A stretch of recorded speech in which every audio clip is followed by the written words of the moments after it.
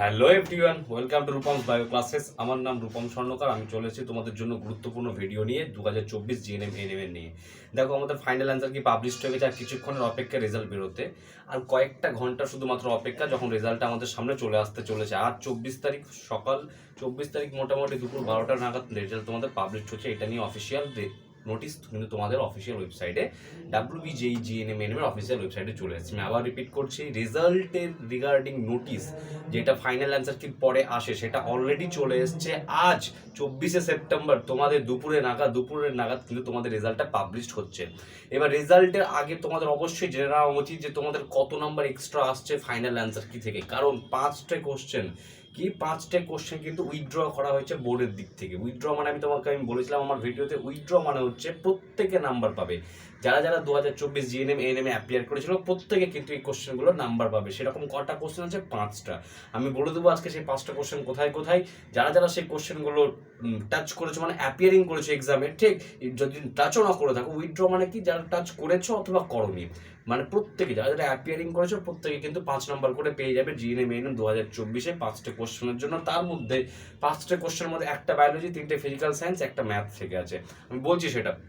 আর এখন পর্যন্ত সেটা সব থেকে ইম্পর্টেন্ট তোমাদের জানার জন্য সেটা হচ্ছে কি তোমাদের ফাইনাল কাট অফ কত হতে চলেছে, কারণ আর কয়েকটা ঘন্টার অপেক্ষা, কয়েকটা ঘন্টার পরে কিন্তু তোমাদের রেজাল্টটা পাবলিশ হতে চলেছে। তো তোমাদের এখন আইডিয়া থাকা উচিত যে তোমাদের 2024 জিএনএম এএনএম এর প্রত্যেকটা রেসপেক্টিভ ক্যাটাগরি থেকে কত নাম্বার থাকলে এই যে রেজাল্টটা কয়েক ঘন্টার মধ্যে পাবলিশ হতে চলেছে, তোমাদের কিন্তু মনের মধ্যে একটা পজিটিভিটি থাকবে যে না, আমরা কাউন্সিলিংয়ের জন্য অ্যাপিয়ার করছি এবং কাউন্সিলিংয়ের থ্রু থেকে আমরা তো আমাদের গভর্নমেন্ট মেডিকেল কলেজ বলো বা গভর্নমেন্ট নার্সিং ট্রেনিং বলো, আমি গভর্নমেন্ট কলেজটা সিটটা পেয়ে যাবো। ঠিক, তো চল আজকে জেনে নিই। প্রথমে ফার্স্ট কাট অফগুলো জেনে নিই। দেখো, কাট অফের যদি আমি কথা বলি জিএনএম এর, সেটা হচ্ছে আনরিজার্ভ ক্যাটাগরি, মানে জেনারেল। আবার বলছি আমি, জিএনএম এর আনরিজার্ভ ক্যাটাগরির কাট অফ কত হবে? 58 থেকে 60। কত হবে? 58 থেকে 60। আর এটা 100% ভেরিফাইড। এটা হচ্ছে 100% ভেরিফাইড। ঠিক, আচ্ছা স্যার, আপনি এটা কার উপর বেস করে বানালেন? তোমাদের ফাইনাল অ্যান্সার কি, তোমাদের এক্সট্রা 5 মার্কস, ঠিক, কতজন স্টুডেন্ট অ্যাপিয়ার করেছে, প্রত্যেকটা প্যারামিটার যেগুলোর উপর বেস করে কাট অফ তৈরি করতে হয়, প্রত্যেকটা প্যারামিটারের উপরে বেস্ড করে অনেক সময় যে রিসার্চ করার পরেই কিন্তু এই কাট অফটা বানানো হয়েছে। যারা জিএনএম করতে চাইছো, তারা আনরিজার্ভ ক্যাটাগরির আছো, যারা জিএনএম করতে চাইছো আনরিজার্ভ ক্যাটাগরির আছো, তাদের অ্যাটলিস্ট 58 থেকে 60 নাম্বার লাগবে। কিসের জন্য? জিএনএম সিটটা গভর্নমেন্টে পাওয়ার জন্য। যারা ওবিসি বি আছো, আমি আবার জিএনএম এর কথা বলছি, যারা ওবিসি বি আছো তাদের মিনিমাম 56 লাগবে। কত লাগবে? 56 প্লাস লাগবে। কত লাগবে? ওবিসি বি দের জন্য কত লাগবে? 56 প্লাস।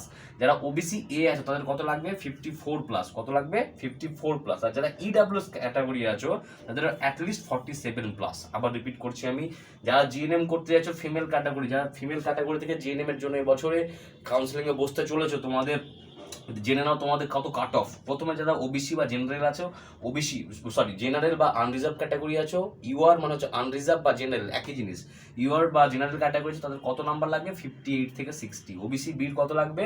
56 প্লাস। ওবিসি এর কত লাগবে? 54 প্লাস। আর ইডব্লিউএস এর কত লাগবে? 47 প্লাস। কত লাগবে? 47 প্লাস। এসসিদের কত লাগবে জিএনএম এর জন্য? ফিমেল ক্যান্ডিডেট এসসিদের জন্য মিনিমাম 45। কত? 45 থেকে 47 লাগবে। কত লাগবে? 45 থেকে 47 লাগবে এসসিদের জন্য। সিভিল ডিফেন্সের কত লাগবে? সিভিল ডিফেন্সের মিনিমাম 48 প্লাস। কত লাগবে? 48 প্লাস। আমি আবার বলছি, সিভিল ডিফেন্সের কিন্তু আগের বছর থেকে এবছর কাট অফ বাড়বে, অনেকটাই বাড়বে। সিভিল ডিফেন্সের জন্য স্পেশালি বলে রাখলাম, কারণ প্রত্যেকে সিভিল ডিফেন্স, মানে অনেকেই, প্রত্যেকে বলা ভুল হবে, অনেকে সিভিল ডিফেন্সের জন্য হয়তো কোটা থেকে বিলং করে, সেই জায়গা থেকে কিন্তু অ্যাপ্লাই করেছে। আর সিভিল ডিফেন্সের দেখো কাট অফ 48 প্লাস যাচ্ছে জিএনএম এর জন্য।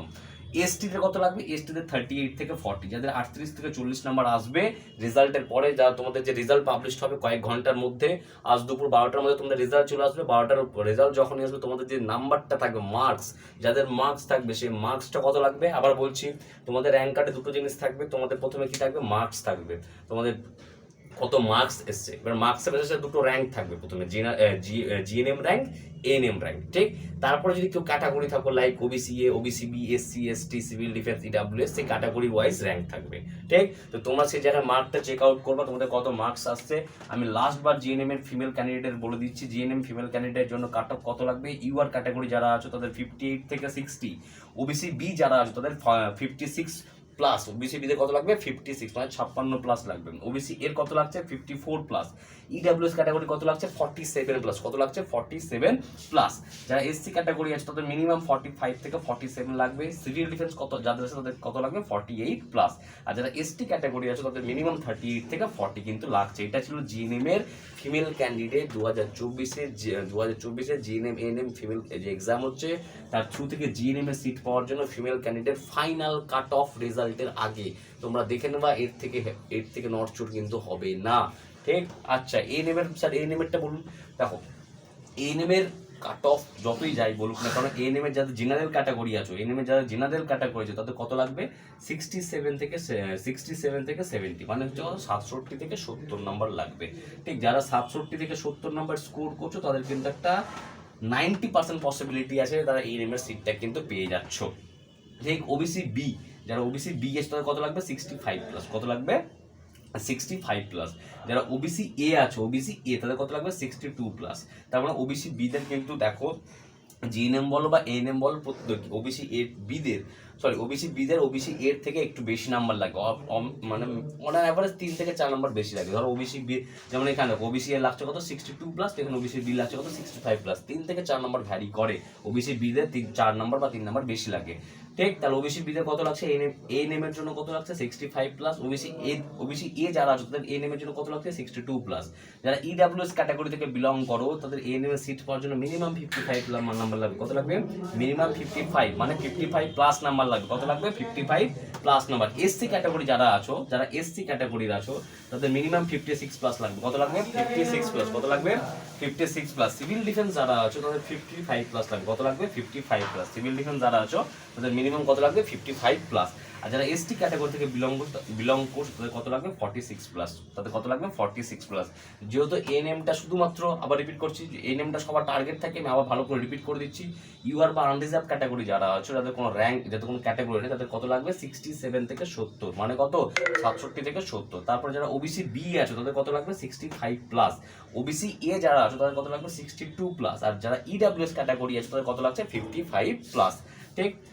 আচ্ছা, এসসি ক্যাটাগরি কত লাগছে 56 প্লাস, সিভিল ডিফেন্স কত লাগছে 55 প্লাস, আর এসটি ক্যাটাগরি কত লাগছে 46 প্লাস। এই ছিল জিএনএম এএনএম এর 2024-এর ফাইনাল কাট অফ রেজাল্ট বেরোনোর আগে। যাদের রেজাল্ট বেরোনোর সময় তোমরা একদম প্যানিক হবে না, তোমরা তোমাদের অ্যাপ্লিকেশন নাম্বার, রোল নাম্বার এবং ডেট অফ বার্থ দিয়ে লগ ইন করার পরে কিন্তু তোমাদের রেজাল্ট ডিসপ্লে হয়ে যাবে। তোমার রেজাল্ট দেখবা, তোমাদের স্কোর কতটা হচ্ছে, তোমাদের এর মধ্যে আসছে কিনা। যদি এর থেকে একটু কম আসে চিন্তার কোনো ব্যাপার নেই, শেষ রাউন্ড পর্যন্ত লড়তে হবে, মপ আপ রাউন্ড পর্যন্ত আছে, ঠিক? অত চাপের কোনো ব্যাপার নেই। বাট যারা এই র্যাঙ্ক, যারা এই মার্কসে থাকছো তারা কিন্তু সেফ জোনে আছো 2024-এর জিএনএম এএনএম এর জিএনএম এবং এএনএম এর গভর্নমেন্ট সিটের জন্য।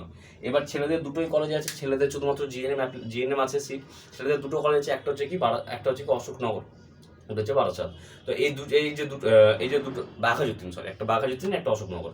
তো এই যে দুটো মানে কলেজ আছে ছেলেদের জিএনএম এর জন্য, সেখানে ছেলেদের যারা মিনিমাম, ছেলেদের বলছি আমি, যারা মেল ক্যান্ডিডেট 70 প্লাস যারা আছো তাদের কিন্তু সেফ জোনে থাকবে। যারা 70 প্লাস মিনিমাম আছো ছেলেদের ক্ষেত্রে কাট অফ অনেকটাই হাই যাবে, যারা 70 প্লাস আছো তারা কিন্তু সেফ জোনে থাকবা। এটা ছিল কি 2024-এর জিএনএম এএনএম এর ফাইনাল কাট অফ রেজাল্টের আগে, ঠিক? এইবার যে সবাই যে বললাম, আমি যে বললাম সবাই 5 প্রথমেই বললাম সবাই কত পাবে +5 করে প্রত্যেকেই পাবে। মানে যা ধরো না তুমি আগে মডেল অ্যান্সার কিটা কাউন্ট করেছিলা, যে আমার 35 এসছে, তুমি 5 নম্বর তোমার সাথে লাগিয়ে নাও, মানে অ্যাড করে নাও তোমার নাম্বারের সাথে, কত হবে তাহলে 40 হয়ে যাবে।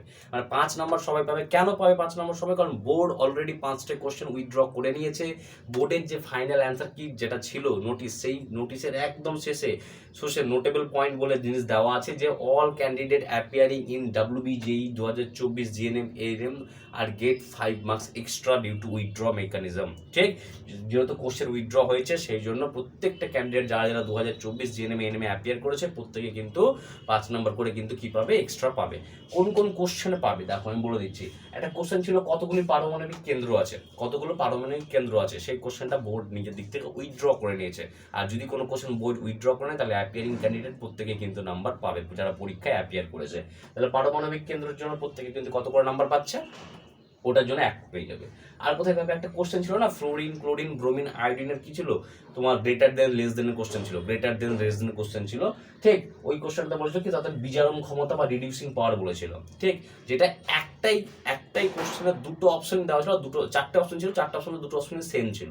একবার কি ছিল গ্রেটার দেন করে দেওয়া ছিল, একটা লেস দেন করে দেওয়া ছিল। আবার বলছি একটা কোশ্চেন চারটা অপশনের মধ্যে দুটো অপশন একই অপশন ছিল, একটাকে গ্রেটার দেন করে বানিয়েছিল, একটাকে লেস দেন করে বানিয়েছিল, কিন্তু যে অপশন দুটো গ্রেটার দেন করে বানিয়েছিল বা লেস দেন করে বানিয়েছিল তাদের মিনিং কিন্তু সেম। তাহলে কি সেগুলো কি হলো, একই অপশন হয়ে গেল। তো সেই অপশনটার জন্য এটা উইথড্র করে নিয়েছে, রিডিউসিং পাওয়ার বা বিজারণ ক্ষমতা ফ্লোরিন, ক্লোরিন, ব্রোমিন, আয়োডিনের। তারপর আরেকটা কোশ্চেন ছিল ফিজিক্যাল সায়েন্সের ইভির কোশ্চেন, ইলেকট্রন ভোল্টের কোশ্চেন, ঠিক যেটা বিভব হতে পারতো, কার্য হতে পারতো, সেই কোশ্চেনটাও কিন্তু উইথড্র করেছে। তাহলে তিনটে বললাম, একটা পারমাণবিক কেন্দ্রের কোশ্চেন বললাম, একটা বিজারণ ক্ষমতার কোশ্চেন বললাম, একটা ইভি বলে যে কোশ্চেনটা ছিল সেই কোশ্চেনটা। আর কি ছিল, একটা ছিল প্রিন্সিপাল অ্যামাউন্টের উপর, এটা ম্যাথসের ছিল, প্রিন্সিপাল অ্যামাউন্টের উপরে 10% কম্পাউন্ড ইন্টারেস্টের প্রথম অঙ্কটা ছিল, যেটা ম্যাথসের প্রিন্সিপাল সেটের, আমি এটা সেটের থেকে বলছি, প্রিন্সিপাল অ্যামাউন্ট যেটা ছিল তোমরা অঙ্কটা খুঁজে নেবে, প্রিন্সিপাল অ্যামাউন্টের উপরে 10% কম্পাউন্ড ইন্টারেস্ট ছিল, ঠিক চক্রবৃদ্ধি সুদ ছিল, ওটা ওই কোশ্চেনটা কিন্তু উইথড্র করে নিয়েছে বোর্ডের দিক থেকে। আর একটা জানি না কেন এটা এত ইজি কোশ্চেন, এটাতে উইথড্র করার কোনো মানেই হয় না, এটাতে কিন্তু বোর্ড চাইলে না, মানে জাস্ট আমি তিনটা কোশ্চেন চ্যালেঞ্জ করেছিলাম, একটা এই কোশ্চেন চ্যালেঞ্জ করেছিলাম, একটা রিডিউসিং পাওয়ারে চ্যালেঞ্জ করেছিলাম, আর একটা মনে হয় ইভিতে চ্যালেঞ্জ করেছিলাম। তিনটা কোশ্চেন আমি আমার দিক থেকে পার্সোনালি তোমাদের জন্য চ্যালেঞ্জ করেছিলাম। তো এই কোশ্চেনটা চেঞ্জ হয়েছে, আগুন নিভাতে কোন গ্যাস সাহায্য করে, এটা অ্যান্সার দিয়েছিল কি নাইট্রোজেন গ্যাস, হতো কি কার্বন ডাইঅক্সাইড গ্যাস, ঠিক। কিন্তু এই কোশ্চেনটা ইজিলি ওরা ফাইনাল অ্যান্সার কিন্তু চেঞ্জ করে দিতে পারতো অ্যান্সারটা, কিন্তু জানি না কেন বোর্ড হয়তো কি ভালো কি ভেবেছে জানি না, আগুন নিভাতে নাইট্রোজেন গ্যাস যেটা দিয়েছিল অ্যান্সার, সেটাকেও কিন্তু উইথড্র করে নিয়েছে। উইথড্র মানে সবার লাভ, ঠিক যারা অ্যাটেম্প করেছো আমার মনে হয় তাদের মানে একটু হলেও লস, যারা ভালো মানে সবাই নাম্বার পেয়ে গেল মানে মিনিংটাই নষ্ট হয়ে গেল না। ওই জন্য আমি এই ভাবছিলাম যে এই কোশ্চেনটা কিন্তু অ্যাটলিস্ট কি হবে তোমাদের চেঞ্জ হবে, কিন্তু সেটা কিন্তু হয়নি। আগুন নেভাতে নাইট্রোজেন গ্যাস এই কোশ্চেনটা কিন্তু উইথড্র করা হয়েছে। এবার আমি টোটাল চারটে কোশ্চেন চ্যালেঞ্জ করেছিলাম তোমাদের দিক থেকে, তার মধ্যে তিনটে রেসপন্স কিন্তু পজিটিভ, একটা রেসপন্স নো চেঞ্জ, যেটা চেঞ্জ হয়নি। আর সেটা হচ্ছে কি, সেটা হচ্ছে তোমাদের চেক পয়েন্টের কোশ্চেনটা। একটা চেক পয়েন্টের কোশ্চেন ছিল না G1S G2, সেই চেক পয়েন্টটা কিন্তু আমি বলেছিলাম যে ওটা আমি চ্যালেঞ্জ করবো। চারটে কোশ্চেনের মধ্যে চেক পয়েন্টটা ছিল যেটা আমি চ্যালেঞ্জ করেছিলাম, কিন্তু ওটার কোনো চেঞ্জ হয়নি। তাহলে চেক পয়েন্টে যে কোশ্চেনটা ছিল সেটা কোনো নো চেঞ্জ, তাহলে যেটা ছিল সেটা, আর এখন ওটা কিছু করাও যাবে না, কারণ অলরেডি ফাইনাল অ্যান্সার কিন্তু যেটা থাকবে সেভাবেই তোমাদের কিন্তু রেজাল্ট রেডি হয়ে গেছে। আর একটা কোশ্চেন সবাই বলেছিল যে যকৃতে হিম আর লিসিথিন, আমি কিন্তু বারবার প্রথম থেকে আমার ভিডিওতে বলেছি ওটা অ্যান্সার লিসিথিনই হবে, লিসিথিনই দিয়েছে, ঠিক।